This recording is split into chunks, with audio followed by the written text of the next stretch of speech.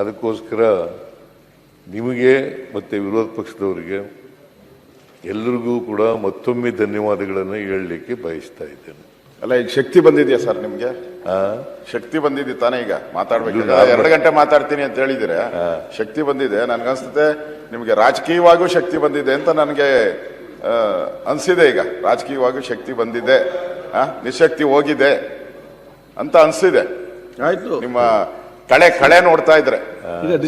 ಮೊನ್ನೆ 4 ದಿನ ಸ್ವಲ್ಪ ಯಾಕೋ ಸಪ್ಪಗಿತ್ತು, ನನ್ಗೇನೋ ರಾಜಕೀಯ ನಿಶಕ್ತಿ ಅನ್ಕೊಂಡಿದ್ದೆ. ಇವತ್ತು ಶಕ್ತಿ ಬಂದಂಗೆ ಕಾಣ್ತಾ ಇದೆ. ಶಕ್ತಿ ಉತ್ತರ ಕರ್ನಾಟಕ ಕಡೆ ತೋರಿಸ್ಬಿಟ್ಟು ಏನೇನು ಶಕ್ತಿ ಬಿಡುಗಡೆ ಮಾಡಿ ಸಾಧ್ಯನೇ ಇಲ್ಲ. ರಾಜಕೀಯ ನಿಶಕ್ತಿ ಇದೆಯಲ್ಲ, ಅದು ಬರಲಿಕ್ಕೆ ಸಾಧ್ಯನೇ ಇಲ್ಲ. ಅಂತ ಅವಕಾಶಗಳಿಗೆ ಅವಕಾಶನೂ ಇಲ್ಲ, ಮತ್ತೆ ಅಂಥ ಸಂದರ್ಭಗಳು ಬರೋದೂ ಇಲ್ಲ. ರಾಜಕೀಯ ನಿಶಕ್ತಿ ಇಲ್ಲವೇ ಇಲ್ಲ. ಶಾರೀರಿಕವಾದಂಥ ನಿಶಕ್ತಿಗಳು ಇರ್ತವೆ ಸರ್.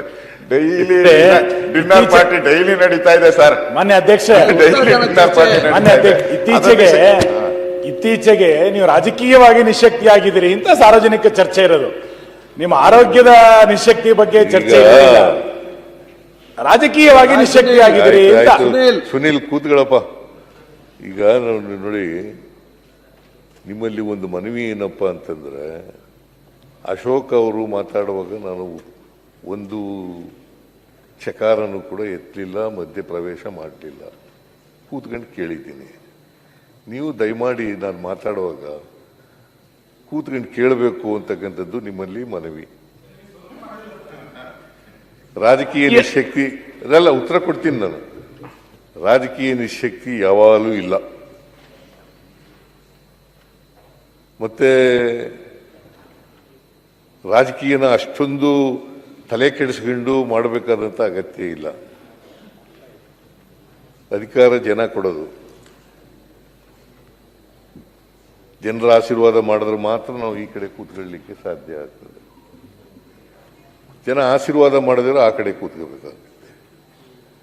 ಅಂತಿಮವಾಗಿ ಪ್ರಜಾಪ್ರಭುತ್ವದ ವ್ಯವಸ್ಥೆಯಲ್ಲಿ ಜನರೇ ಮಾಲೀಕರಲ್ವಾ, ಅವರೇ ಪ್ರಭುಗಳು. ಅವ್ರು ಏನು ಹೇಳ್ತಾರೆ ಹಂಗೆ ಮಾಡಬೇಕು. ನಾವು ಐಡಿಯಾಲಜಿ ಏನೇ ಹೇಳಿದ್ರು ಕೂಡ, ಕಾರ್ಯಕ್ರಮಗಳನ್ನು ಏನೇ ಹೇಳಿದ್ರು ಕೂಡ ಜನಗಳ ಮುಂದೆ ಅಂತಿಮವಾಗಿ ತೀರ್ಪಡೋರು ಯಾರು?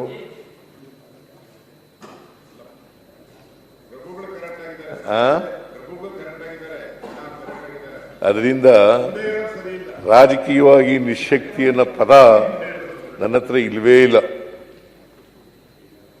ರಾಜಕೀಯವಾಗಿ ನಿಶಕ್ತಿ ಯಾವಾಗಲೂ ಕೂಡ ಇಲ್ಲ, ಮುಂದೇನೂ ಕೂಡ ಇರೋದಿಲ್ಲ, ಹಿಂದೇನೂ ಕೂಡ ಇಲ್ಲ, ಈಗಲೂ ಕೂಡ ಇಲ್ಲ. ನೀವೇನ ಆ ಥರ ತಿಳ್ಕೊಂಡಿದ್ರೆ ಅದು ತಪ್ಪು ಮಾಹಿತಿ. ಯತ್ನಾಳ್ ಅವರೇ, ಮುಖ್ಯಮಂತ್ರಿಗಳು 5 ವರ್ಷ ಪೂರ್ತಿ ಬೇಡವಾ? ಮುಖ್ಯಮಂತ್ರಿಗಳು 5 ವರ್ಷ ಪೂರ್ಣ ಮಾಡ್ತಾರೋ ಅಥವಾ ಇವತ್ತು ಎಲ್ಲರಿಗೂ ಅಭಿನಂದನೆ ಧನ್ಯವಾದ ಹೇಳೋದು ನೋಡಿದ್ರೆ ವಿದಾಯ ಮಾಡ್ತಾರೋ ಅನ್ನೋಂತ ಸಂಶಯ ಇವತ್ತು ಬರ್ತಾ ಇದೆ. ಯತ್ನಾಳ್ ಅವರೇ, ಉತ್ತರ ಕರ್ನಾಟಕ ಈಗ ಅವ್ರಿಗೆ ಸಂಶಯಗಳು ಏನೇನೋ ಇದ್ದಾವೆ ಪಾಪ, ಅದಕ್ಕೆ ತೆಗೆದಾಕ್ಬಿಟ್ರು ನಿಮಗೆ ಪಕ್ಷದಿಂದ ತೆಗೆದಾಕತ್ತು. ಅದಕ್ಕೋಸ್ಕರ ನನಗೂ ಹೊರಗೆ ಹಾಕ್ಯಾರ, ನಿಮ್ಮನ್ನೂ ಹೊರಗೆ ಹಾಕ್ಯಾರ. ಸಂಶಯಗಳ ಮೇಲೆ ಅದ್ರ ಬಗ್ಗೆ ಚರ್ಚೆನೆ ಮಾಡ್ಬೇಡ್ರಿ. ಹೊರಗೆ ಹಾಕದವ್ರಿಗೆ ಏನೂ ಅನ್ಯಾಯ ಆಗೋದಿಲ್ಲ. ನೀವು ಹೇಳದ್ರಲ್ಲ, ಜನ ನಮ್ಮ ಜೊತೆಗಿದ್ದಾಗ ನಿಮ್ಮನ್ನು ಕುತಂತ್ರದಿಂದ ಹೊರಗೆ ಹಾಕಿದ್ರು. ಇವತ್ತು ಮುಖ್ಯಮಂತ್ರಿ ಆಗಿರಲ್ಲೋ, ಹಂಗ ನಡೀತದ.